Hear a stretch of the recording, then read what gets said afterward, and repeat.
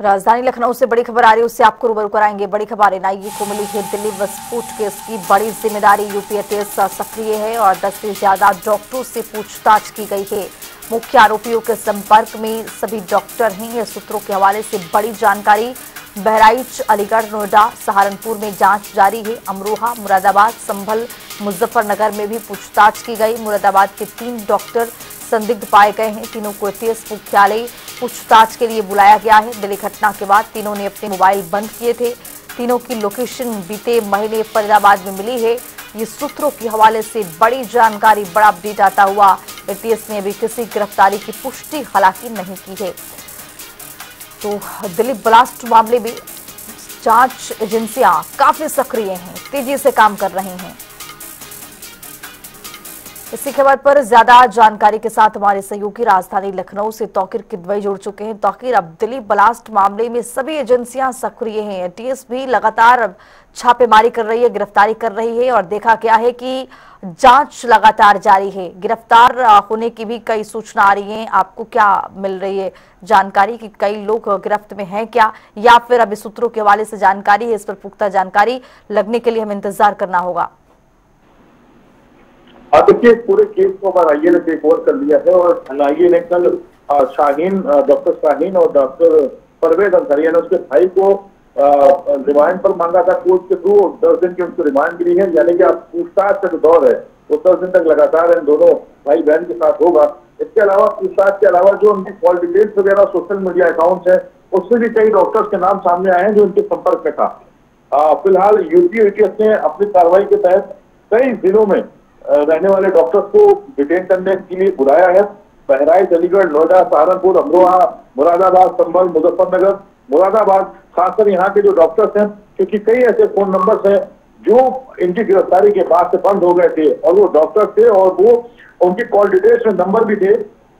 जो शाहीन और परवेज से उनकी बातचीत हुई थी। बताया जा रहा है कि इसी बातचीत के आधार पर पुलिस ने जब उनका डेटा खंगाला तो पता चला कि जब इन लोगों की गिरफ्तारियां हो रही थी तो उन लोगों ने अपने मोबाइल बंद कर दिए थे, यानी कि कहीं ना कहीं इनके अंदर डर था कि जो जांच की आंच है वो इन तक भी पहुंचेगी। फिलहाल ये कहा जा रहा है कि 10 से 12 ऐसे डॉक्टर हैं जिनको हिरासत में लेकर पूछताछ की जा रही है और कई ऐसे डॉक्टर्स हैं जो इनके संपर्क में थे, उनको भी बुलाया गया है नोटिस देकर।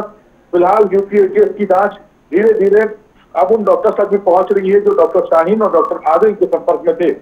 फिलहाल इस पूरे मामले में जो डॉक्टर मुजम्मिल है, जो कश्मीर का रहने वाला बताया जा रहा था, सबसे पहली जो गिरफ्तारी हुई थी डॉक्टर आदिल की, उसके बाद मुजम्मिल को भी पुलिस ने गिरफ्तार किया गया था और मुजम्मिल की संपर्क में थी डॉक्टर शाहीन शाहिद जो लखनऊ के रहने वाली थी। फिलहाल अब तार आगे बढ़ रहे हैं, तार से तार जोड़ते हुए पुलिस अब और ऐसे कई डॉक्टर्स तक पहुंचने की कोशिश कर रही है इस पूरे मॉड्यूल से जुड़े थे।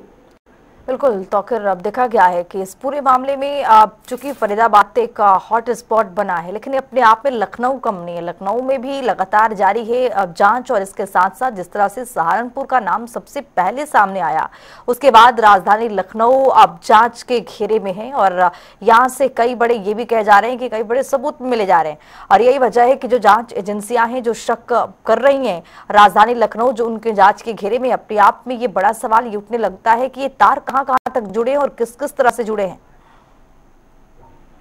देखिए, फिलहाल इस पूरे मामले में अगर 3 राज्यों तक ये पूरा नेटवर्क फैला था, कश्मीर, दिल्ली और इसके अलावा उत्तर प्रदेश। खास बात ये भी है कि जो मुजम्मिल है वो कश्मीर का रहने वाला था, लेकिन वो सहारनपुर में रह रहा था। इसके चलते पुलिस ने सहारनपुर में रेड की थी। उसके जो साथी हैं वो अलग अलग जो जिले हैं वहां पर उनकी लोकेशन पाई थी। बताया यह भी जा रहा है कि जिस समय इन तीनों की लोकेशन फरीदाबाद में भी मिली है, जिस समय घटना हुई है दिल्ली ब्लास्ट की, उस समय इन तीनों की लोकेशन फरीदाबाद थी। इसलिए पुलिस की जो शक की सुई है वो उन पर और भी पुख्ता हो जाती है। फिलहाल ऐसे जो डॉक्टर सब फिलहाल जो संपर्क में हैं उनको अभी जब उनसे पूछताछ होगी तो कई राज खुलकर सामने आ सकते हैं। लेकिन ये कहा जा रहा है कि जो इसकी मेन जो मॉड्यूल मेन यूज कर रही थी वो डॉक्टर शाहीन शाहिद भी थी। इसलिए डॉक्टर शाहीन शाहिद और मुजम्मिल से जो जुड़े लोग हैं उन तक जब ये जांच की आंच पहुंचेगी तो ये बताया जा रहा है कि कई राज भी खुलेंगे और जो दिल्ली ब्लास्ट तक का जहां तक सवाल है उसके भी तार जुड़ते नजर आएंगे।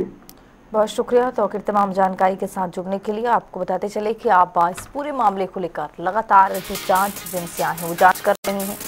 10 से ज्यादा डॉक्टर से पूछताछ की गई है और इसमें बड़े खुलासे होने की उम्मीद है, लेकिन मुख्य आरोपी के संपर्क में सभी डॉक्टर हैं, ये भी एक बड़ा खुलासा हुआ। लेकिन सूत्रों के हवाले से ये जानकारी दे रहे हैं आपको कि पूरी तरह से ये जो डॉक्टर्स थे वो सभी संपर्क में थे मुख्य आरोपी के।